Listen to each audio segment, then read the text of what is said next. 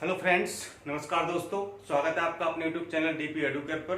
दोस्तों, current affairs की श्रृंखला के अंतर्गत हम लोग प्रज्ञान एवं प्रौद्योगिकी पढ़ रहे हैं, साइंस एवं टेक्नोलॉजी का अध्ययन कर रहे हैं और ये साइंस टेक्नोलॉजी का चौथा लेक्चर आपको हम देने जा रहे हैं। चौथा है, बल्कि अंतिम लेक्चर है। इसके बाद साइंस टेक की जो भी खबरें हैं वो समाप्त हो जाएंगी और इसके बाद हम जो है कोई नया टॉपिक शुरू करेंगे, या वो अंतर्राष्ट्रीय घटनाक्रम होगा या फिर जैसे चर्चित व्यक्ति हैं या फिर पुरस्कार वगैरह, इससे संबंधित कुछ भी हम स्टार्ट करेंगे।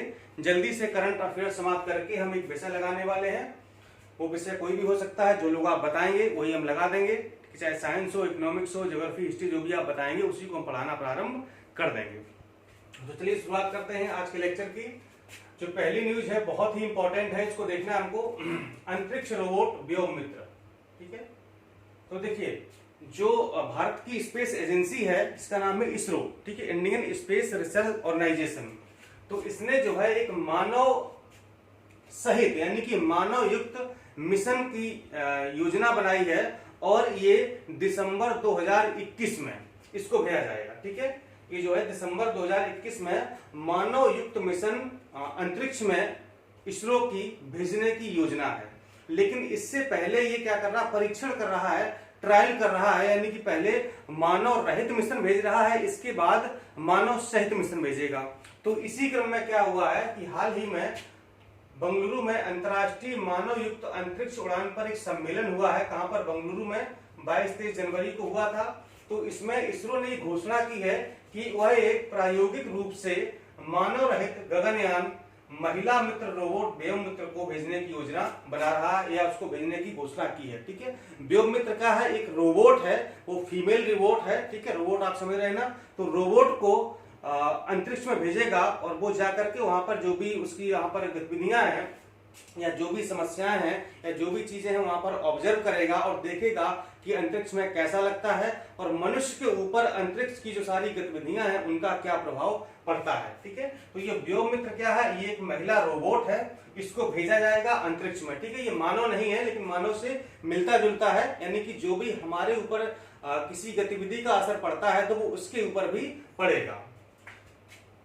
और इसरो जो है दिसंबर 2021 में अपना पहला मानव मिशन अंतरिक्ष में भेजने की योजना बना रहा है। जैसा कि आपको मैंने बताया, ये पहला मानव मिशन होगा जो अंतरिक्ष में भेजा जाएगा।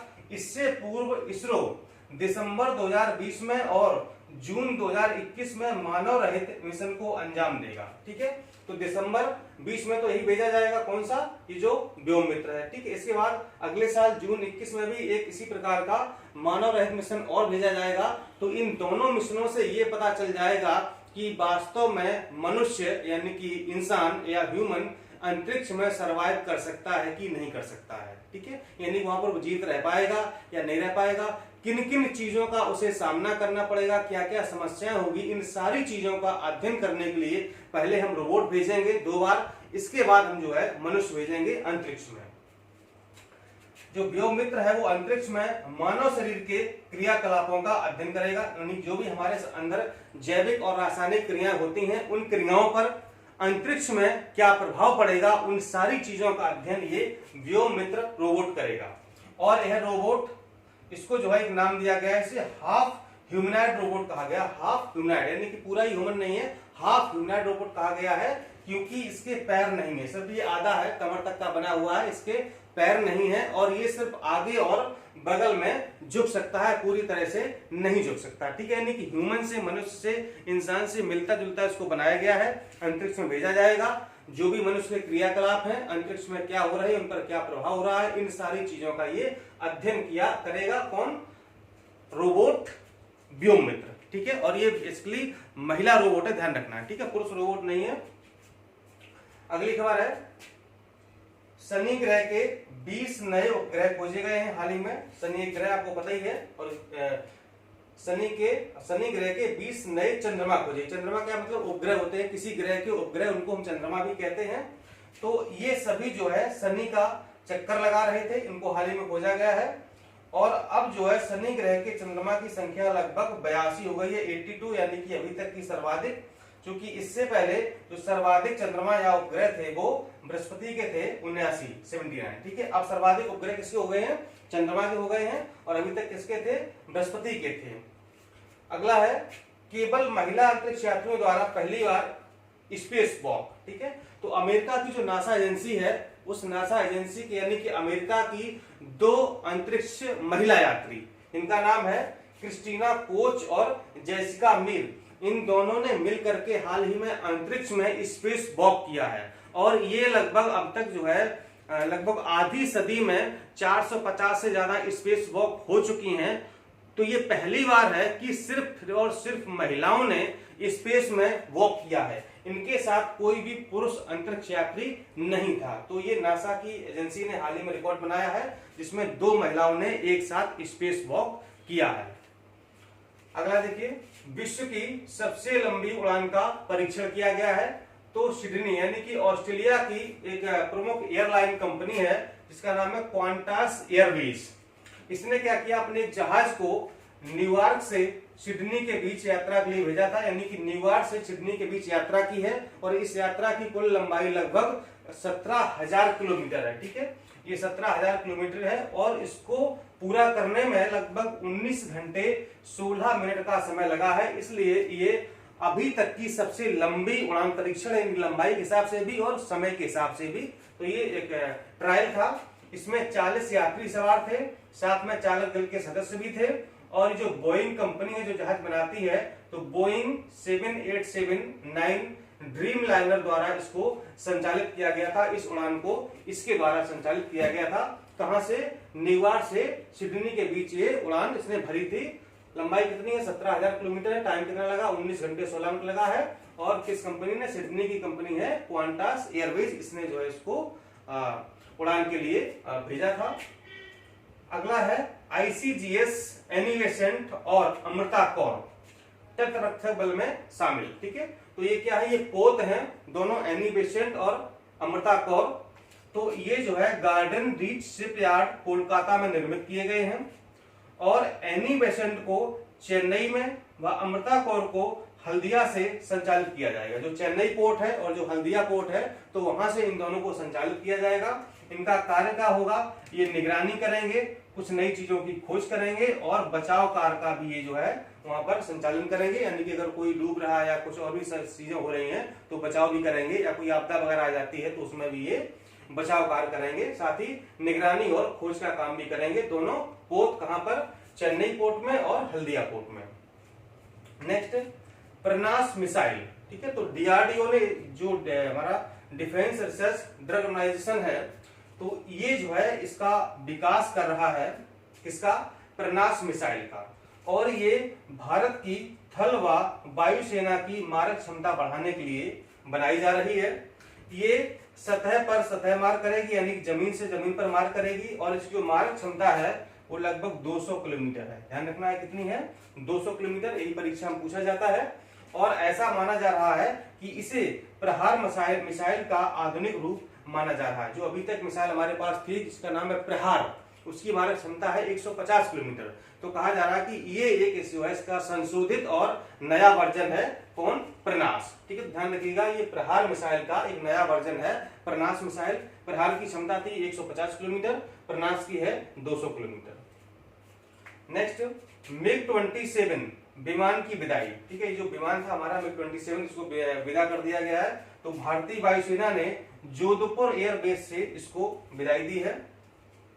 ये 1999 के कारगिल युद्ध में शामिल किया गया था और इस विमान ने बहुत ही अग्रणी भूमिका निभाई थी, बहुत इसने काम किया था और कारगिल युद्ध जिताने में इसकी जो है प्रमुख भूमिका रही है। अब इसको विदाई दे दी गई है। अगला, K4 बैलिस्टिक मिसाइल। इसका जो परीक्षण है हाल ही में किया गया, कहां पर? विशाखापट्टनम तट से इसका परीक्षण किया गया है, आंध्र प्रदेश में। और ये पनडुब्बी से छोड़ी जा सकने वाली परमाणु हमला करने में सक्षम मिसाइल है, यानी कि इसको हम पनडुब्बी से भी छोड़ सकते हैं। ठीक है, और ऐसी मिसाइल है जो कि परमाणु हमला करने में, दुश्मन के ऊपर परमाणु हमला कर सकती है। DRDO द्वारा इसका विकास किया जा रहा है। इसकी जो मारक क्षमता है वो 3500 किलोमीटर है। और जो इसकी अगली पीढ़ी होगी, यानी कि इसका जो नया वर्जन आएगा, उसका नाम होगा K5 मिसाइल। ठीक है, K5 बैलिस्टिक मिसाइल होगी और इसकी जो मारक क्षमता होगी वो लगभग 5000 किलोमीटर होगी। ये वर्तमान में भारतीय नौसेना में INS अरिहंत क्षमता से युक्त एकमात्र पनडुब्बी है। ठीक है, आपको पता होगा कि जो INS अरिहंत है ये क्या है, ये पनडुब्बी है। INS अरिहंत क्या है, भारतीय नौसेना के पास एक पनडुब्बी है और ये भारत की एकमात्र ऐसी पनडुब्बी है जो कि परमाणु क्षमता से युक्त है, यानी कि ये परमाणु हमला करने में सक्षम है या इसके ऊपर किसी मिसाइल को लाद करके परमाणु हमला किया जा सकता है। ठीक है, एक ही है सिर्फ, अभी तक दूसरी नहीं बन पाई है, INS अरिहंत। नेक्स्ट है ICGS वराह। ये क्या है, ये स्वदेशी गश्ती पोत यानी कि पूरी तरह से ये स्वदेश में निर्मित है। भारतीय तटरक्षक बल में इसको शामिल कर लिया गया है।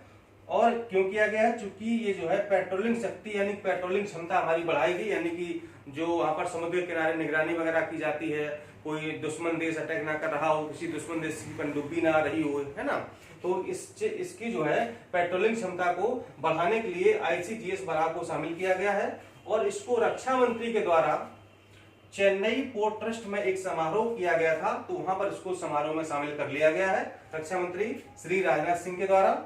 और ये क्या करेगा, ये पश्चिमी तट पर न्यू मंगलौर बंदरगाह से कन्याकुमारी के बीच विशिष्ट आर्थिक क्षेत्र में गश्ती करेगा। ठीक है, यानी कि जो हमारा जो न्यू मंगलौर बंदरगाह है और कन्याकुमारी के बीच में जो विशिष्ट आर्थिक जोन है, इकोनॉमिक जोन है, तो वहां पर ये सुरक्षा करेगा और निगरानी करेगा। और अंतिम है ब्रह्मोस मिसाइल का सफल परीक्षण। ठीक है, ये कैसी मिसाइल है, ये सुपरसोनिक क्रूज मिसाइल है। ठीक है, देखिए मैंने लास्ट टाइम आपको बताया था कि सुपरसोनिक मिसाइल क्या होती है।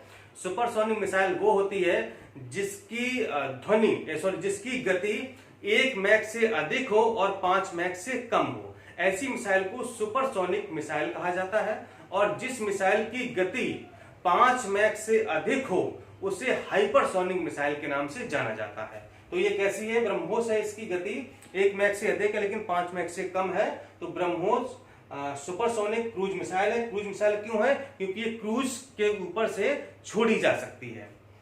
जमीन और हवाई हमले का संस्करण का सफल परीक्षण किया गया है, यानी कि इसको हम जमीन से भी छोड़ सकते हैं और हवाई जहाज पर यानी कि विमान पर लाद करके भी इसको छोड़ा जा सकता है, यानी कि इसके दोनों वर्जन है, जमीन से भी छोड़ने वाला और हवाई हमला भी इससे हम कर सकते हैं। DRDO इसका विकास कर रहा है और उड़ीसा तट से और बाद में सुखोई विमान से इसका परीक्षण किया गया है, यानी कि जो जमीनी परीक्षण है वो उड़ीसा तट से किया गया है और जो हवाई परीक्षण है वो सुखोई विमान से हवा में इसका किया गया है, सुखोई विमान से। और इसकी मारक क्षमता 300 किलोमीटर निर्धारित की गई है ब्रह्मोस मिसाइल की। ठीक है, दोनों वर्जन में है, हवा से भी मार कर सकती है और जमीन से भी मार कर सकती है। सुपरसोनिक मिसाइल है। सुपरसोनिक क्यों है, क्योंकि इसकी मारक क्षमता यानी कि इसकी गति 1 मैक से अधिक है और 5 मैक से कम है। ठीक है, 1 मैक क्या होता है, यानी कि ध्वनि की चाल कितनी होती है, 332 मीटर प्रति सेकंड होती है ना। ठीक है, तो इसे हम क्या कहते हैं, 1 मैक कहते हैं। ठीक है, 1 मैक। अब अगर इसकी ब्रह्मोस जो मिसाइल है तो इसकी जो गति है, चाल है, वो 1 मैक से ज्यादा होगी और 5 मैक से कम होगी, इसलिए इसको सुपरसोनिक कहते हैं। और अगर 5 मैक से ज्यादा होती तो इसे हम हाइपरसोनिक कहते हैं। ठीक है, तो ये था आज का लेक्चर साइंस एंड टेक्नोलॉजी का। 4 लेक्चर आपको मिल चुके हैं।